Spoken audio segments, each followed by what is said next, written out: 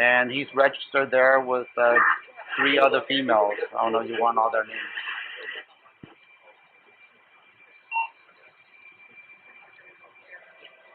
Are you there? Yeah, there's 3 other females staying there with him.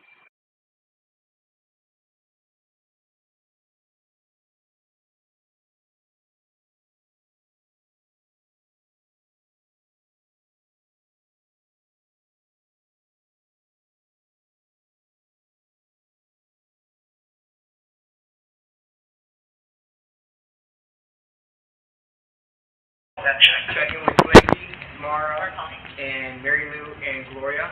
All the other supervisors are in there.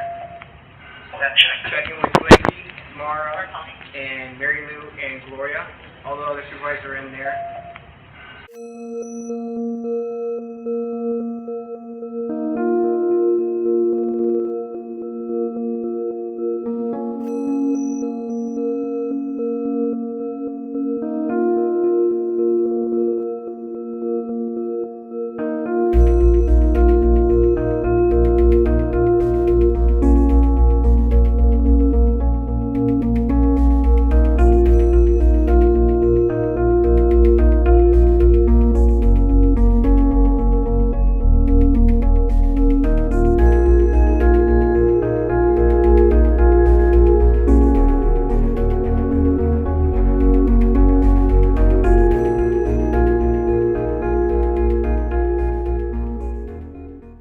Remarkably, it has been 7 months since Stephen Paddock murdered 58 people and injured hundreds more in his rampage, the largest in modern American history, in Las Vegas at the Mandalay Bay Hotel.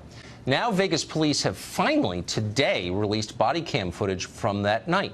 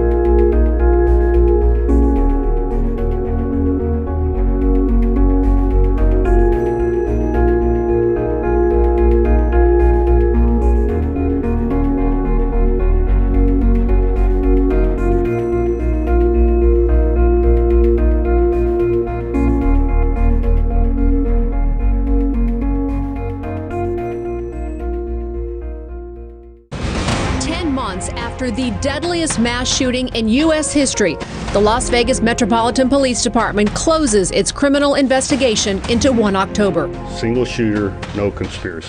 Well, let's go to our correspondent, Jonathan Hunt, who's in our West Coast newsroom with the details of this report.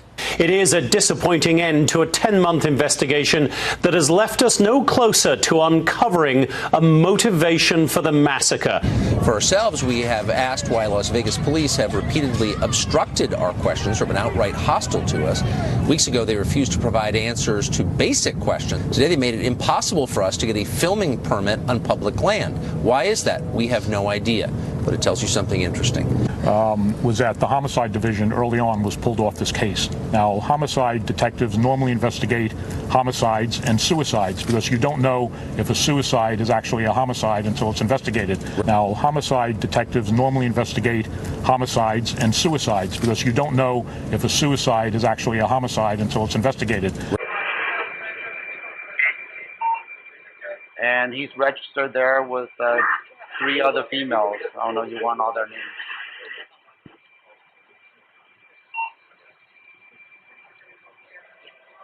Are you there? Yeah, there's 3 other females staying there with him.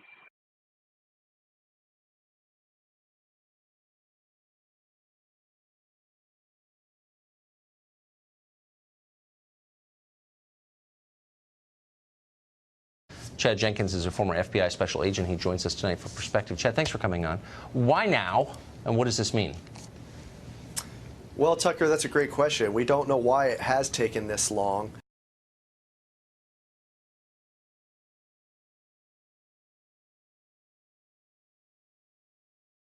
I know it went through the court system, and the courts were very quick to go ahead and tell the police department that they had to release the information. I think where I'm concerned is we're seeing this trend throughout local, state, federal government, where there's a moral superiority of our government thinking that they can limit the American people what they're entitled to view and not to view.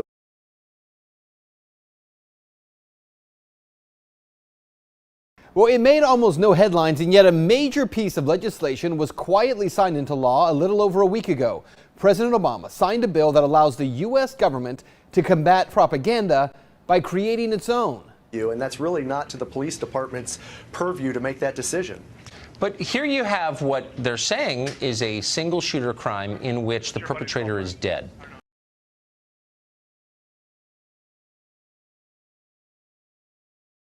So what could possibly be the justification for keeping anything secret in an investigation whose outcome is already known?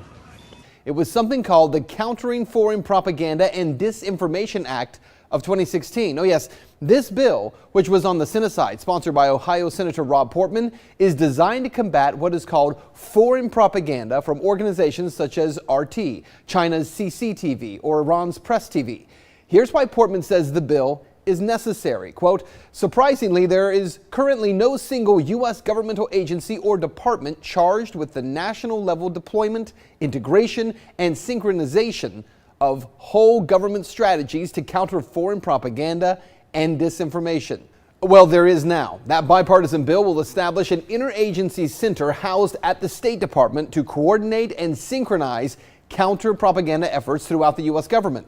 The bill also creates a grant program for NGOs, for think tanks, civil society, and other experts outside government who are, quote, engaged in counter-propaganda related work. Now, let's be clear. This is being sold as countering propaganda, but how do you do that? After all, if government agencies put out information to the public for the sake of altering a point of view, isn't that the very definition of propaganda? In fact, that definition is this: information, ideas, or rumors deliberately spread widely to help or harm a person, a group, a movement, an institution, a nation, etc. So this law essentially funds U.S. propaganda. But isn't that illegal? It was. But no, not anymore, because 3 years ago, wrapped inside the 2013 NDAA, was an amendment that removed the ban on the U.S. government creating propaganda and then showing it to U.S. citizens. That ban, by the way, had been in place since 1948. The 2013 amendment struck down a ban on domestic dissemination of propaganda material produced by the State Department and the Independent Broadcasting Board of Governors. It neutralized the Smith-Mundt Act of 1948 and the Foreign Relations Authorization Act in 1987 that had been passed to protect U.S. audiences from our own government's misinformation campaigns. And in 2013, when that bill was passed, most media said, oh, don't worry, the U.S. government will never actually create propaganda. Well, now they've created the mechanism to fund it. So what you need to know is that politicians claiming we need to fund U.S. government propaganda to protect the public from the Russians and from the Chinese. But there's a reason it was illegal for over 60 years for our government to propagandize the public, to protect the public from our own government. Reality check. Right now, 2 out of every 3 Americans in the latest polls say they have little to no trust in mainstream American media, because 2/3 of Americans already believe that they're not getting the truth. That number will likely only get worse with the legalized American government propaganda. So what is the solution here?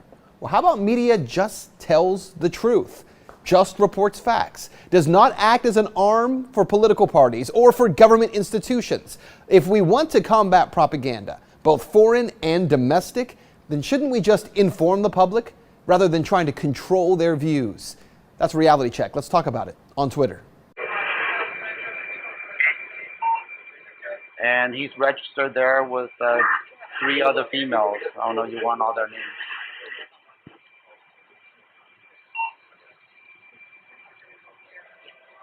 Are you there? Yeah, there's 3 other females staying there with him. Hoover's on that 32nd floor. The north-facing window, is that one broken out also? Hey, we don't need anybody else up here. We've got probably at least 10 high-powered weapons in this room.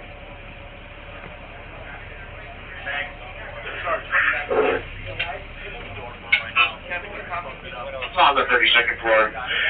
I'll stand by, see where the weapons to alert you. Hoover's on that 32nd floor.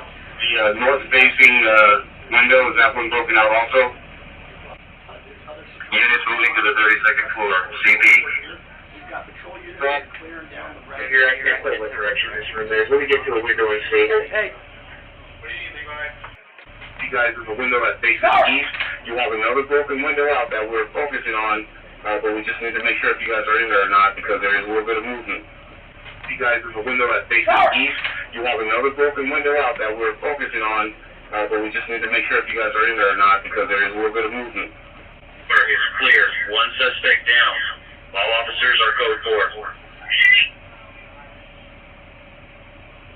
Keep pushing. We still don't have to do a sweep for victims. Keep pushing. Okay, Jair, we are facing north. We are facing north. Just confirming that is you guys that's in the broken window that faces the left floor. We are facing the left floor. We do not have a broken window. Okay, copy. It looks like you might have another room that has a broken window that also faces the left floor off that north end. There's a little bit of movement unknown if it's going to be the curtains or not. I'm going to be working to get a better eye on it. Okay, Jair, we are facing north. We are facing north. Just confirming that is you guys that's in the broken window that faces the left floor. We are facing the left floor. We do not have a broken window. Okay, copy. It looks like you might have another room that has a broken window that also faces the left floor off that north end. There's a little bit of movement unknown if it's going to be the curtains or not. I'm going to be working to get a better eye on it. Okay, stand by. We've got curtains open on a window that's not broken. We're looking for broken. Okay, it is us. We have the broken window. That's us, Jair. Corey, Todd. Go ahead, Todd. If you can raise a CT, ask them to contact the hotel if they can turn on one of these elevators and get there quicker. Copy that. Is it? Okay. Senator Mueller, Kevin? They have security down at the Go elevator ahead. base as well. I'm just waiting for you on the 14th.